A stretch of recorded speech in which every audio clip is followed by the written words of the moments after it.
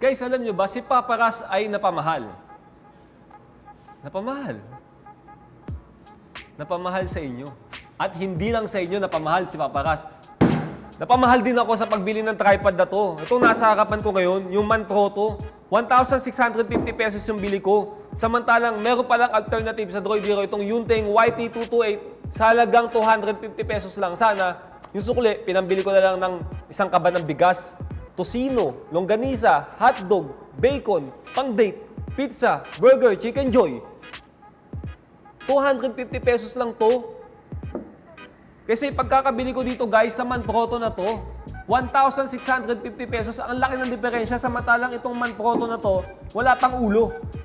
Itong Yunteng na to, meron ng ulo. Kaya yan, nagagamit ko na sa cellphone ko ngayon. Napamahal si Paparaz. Yon. 250 pesos lang to sa Droid Hero. Kung gusto niyo umorder nito guys, i-type nyo lang sa aming messenger. Tawagin nyo si Papa Kiko, PAP_QICKO. At ang Droid Hero ay nag-a-accept ng cash on delivery sa buong Metro Manila at shipping naman nationwide. Meron din akong Facebook at Instagram, Paparaz. Guys, i-add nyo ako, i-follow nyo ako at magpa-follow back ako. Kung meron naman kayong YouTube channel guys, please mag-subscribe na rin kayo sa aming YouTube channel, Droid Hero. Maraming salamat. Ito ang video unboxing ng YT228 na may pagka-bitterness.